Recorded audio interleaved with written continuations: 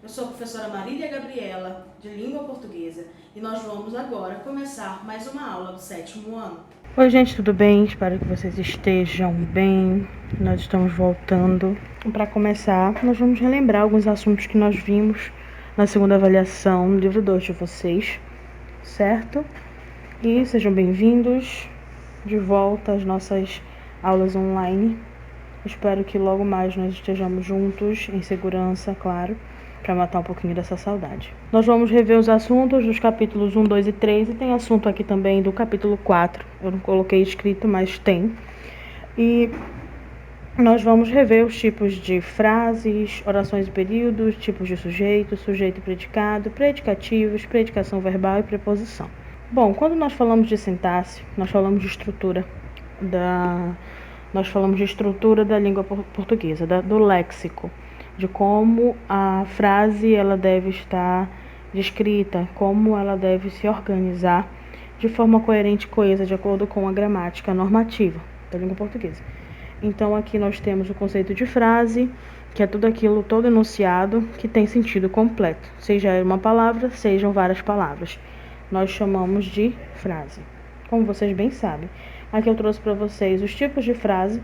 As afirmativas afirmam alguma coisa, as negativas negam alguma coisa, as exclamativas têm um ponto de exclamação no final, elas são uma exclamação, uma declaração. As interrogativas, ponto de interrogação no final, são perguntas. As optativas é quando você dá uma opção para alguém fazer, externaliza um desejo. E as imperativas são ordem, não tem para onde você ir, é uma ordem. Então, essas são chamadas frases imperativas. Bom, dentro de todo esse contexto, nós queremos relembrar, apenas relembrar. Então, nós temos a frase como todo enunciado de sentido completo, e essa frase, ela não precisa de um verbo principal para fazer sentido. Quando ela precisa de um verbo principal, ela já é chamada de frase verbal ou de oração, que é como nós conhecemos mais dentro da sintaxe. É oração que vai ser cobrado nas provas de vocês, no futuro, e qualquer outro tipo de prova, seja concurso, vestibular e tudo, é oração que se nomeia a frase verbal, que é quando eu tenho um verbo de sentido de ação, certo? E em torno dele gira todo o enunciado, o verbo principal. A frase ou frase nominal não há verbo principal. Na oração há um verbo principal. E ela é dividida de duas formas, que é chamado o período. Cada verbo principal é um período. Se eu tenho apenas um verbo, eu tenho uma oração, um período. Se eu tenho dois verbos ou mais, eu tenho duas orações, dois períodos ou mais. Eu tenho um período composto, certo? Período simples é quando eu tenho apenas um verbo, período composto, dois verbos ou mais. Bom, nós já entendemos o que é as frases, os tipos de frases, nós já compreendemos, e agora nós vamos passar para o sujeito e o predicado. Vocês lembram do conceito de substantivo e de adjetivo? Nós conversamos sobre isso. Sujeito é de quem se fala, aquilo do que se faz uma declaração, de quem se fala, ok? O sujeito é aquele que faz, a ação. E o predicado é tudo aquilo que não é o sujeito. É tudo que se declara sobre ele. Então, nós temos sujeito e predicado. Sujeito é o que faz aquela ação, predicado é todo o resto, após o sujeito. Toda oração tem sujeito e predicado, e o essencial, absolutamente necessário, que não pode faltar. A oração tem verbo, tem sujeito, tem predicado. Sujeito, geralmente, é o nome, tá bom? É um substantivo ou é um adjetivo, é um nome. E o predicado é o complemento desse sujeito, é o que se fala sobre ele. Bom, aqui eu trouxe para vocês os tipos de sujeito. Só para relembrar, vocês podem estar dando uma olhada com calma, podem pausar, podem reassistir as aulas passadas. Ok, nós temos os sujeitos simples, quando tem apenas um nome, composto, quando tenho dois nomes ou mais, elíptico, desinicial ou oculto, quando não aparece o sujeito, mas você sabe que está lá. O indeterminado é quando não sabe quem está falando, e o inexistente é quando nós falamos quando são verbos que exprimem fenômenos da natureza. Bom, Falando de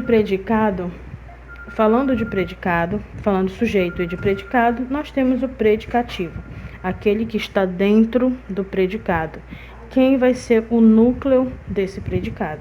Se for o predicativo do sujeito, ele vai falar sobre o sujeito, ok? Se for o predicativo do objeto, vai ser um complemento do objeto. Objeto direto, objeto indireto, a gente vai ver daqui a pouco, mas eu tenho certeza que vocês lembram, tá?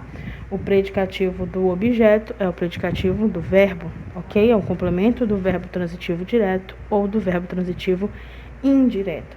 E o predicativo do sujeito é aquele que complementa o nome. Bom, a predicação verbal, em resumo, é a concordância desse objeto em relação à transitividade do verbo, que são os verbos significativos ou nocionais. São os verbos principais, ok? E eles precisam de complemento ou não. No caso de precisarem de complemento, nós temos os verbos transitivos diretos, que são aqueles que não precisam de preposição, e os verbos transitivos indiretos, aqueles que precisam de preposição. Ele complementa o verbo com preposição, e o direto complementa o verbo sem preposição. Ah, Gabriela, mas e os verbos intransitivos? Não precisam de complemento, eles possuem sentido completo. E quando eu tenho o bitransitivo, eu tenho um complemento tanto para o objeto direto quanto para o objeto indireto. As preposições são palavras que interligam, que ligam, que fazem essa conexão entre uma parte da oração e outra, entre o complemento, nesse caso, o objeto direto, o objeto indireto, em relação ao verbo transitivo indireto. Então, ela liga dois termos de oração, ok? Então, eu trouxe o esqueminha que eu coloquei para vocês lá na nossa outra aula. É responsável por ligar palavras fazendo uma relação entre elas. São várias as relações nas preposições, tá? Eu coloquei aqui para vocês, está no esquema, as preposições essenciais, que são aquelas que aparecem, geralmente, entre o objeto indireto e o verbo transitivo indireto. Bom, aqui tem as relações diversas das preposições, isso aqui é só vocês lerem, já foi explicado na outra aula, é só para vocês relembrarem os tipos de relações das preposições. Vocês podem pausar, imprimir, colocar no cantinho de estudos de vocês, não tem problema. Bom, espero que vocês tenham compreendido, relembrado, conseguido rememorar tudo isso. Lembrando que não está apenas no capítulo 1, 2 e 3, está também no capítulo 4. Alguns desses assuntos já estão presentes lá. E sejam bem-vindos novamente e espero que em breve nós possamos nos ver fisicamente falando. Até a próxima aula. Então, gente, essa foi mais uma aula. Eu espero que vocês tenham compreendido o conteúdo e as demais dúvidas, entre em contato conosco.